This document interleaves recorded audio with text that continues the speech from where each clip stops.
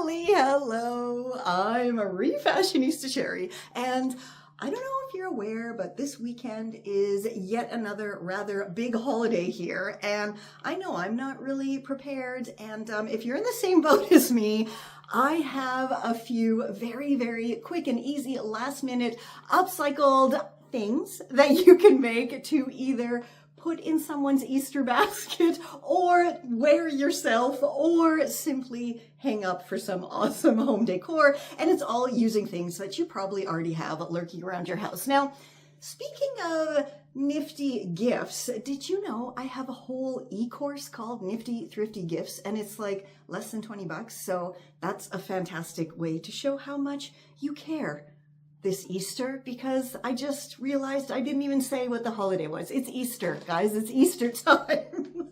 So if you need some last minute gift ideas, the link for that course will be down below. And I also have my huge Refashioning 101 e-course. Plus I also have my awesome ebooks, and everything is super cheap, cheerful, and you know, you download it and you give it, and it's fantastic and easy. But anyway, let's just dive right in. Do you guys remember these sunglasses?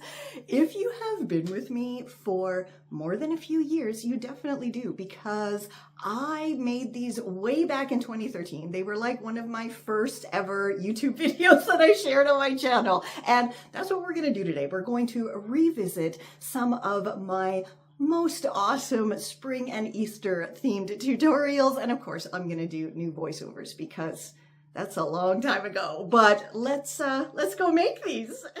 Okay, I just re-listened to the video, and absolutely I have to redo the voiceovers because it's bad. It'll be linked down below if you want to hear the original, but here's what you need: glue and nail polish and your sunglasses and some stuff to embellish them. I'm using faux flowers, and of course I went ahead and taped the arms of the sunglasses down so they wouldn't move, and then I used my funky nail polish to paint all around the frames. Once it was dry, I arranged my faux flowers how I wanted them and simply stuck them on.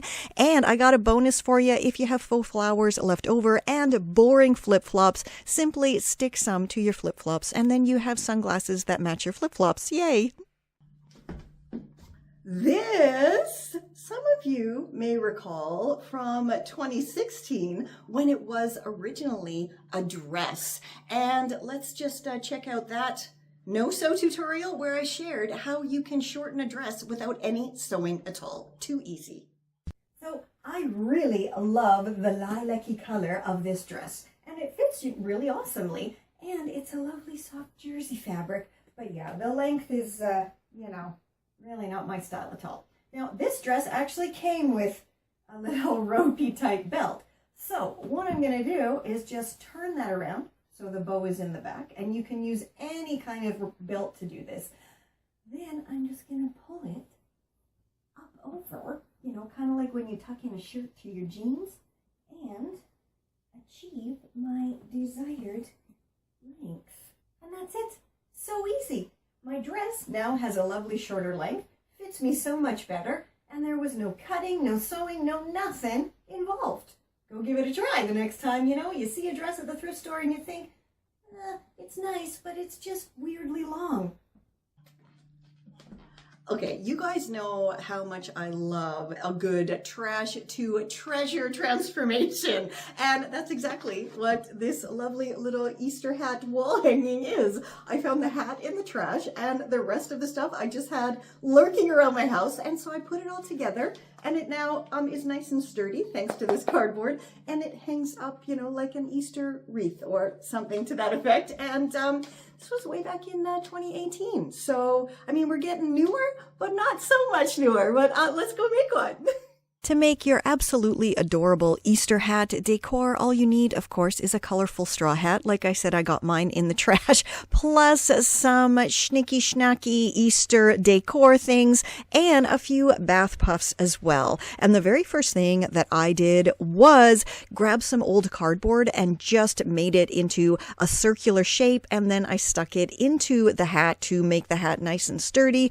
Then I unraveled some bath puffs and I braided threaded them and braided them and knotted up the ends. Then I simply stuck that around to use as a funky hat band and grabbed the last bits of those remaining bath puffs and formed a little kind of puffball pom-pom and stuck that on. And then I just decorated it with some adorable little Easter decor, and it was ready to be hung up.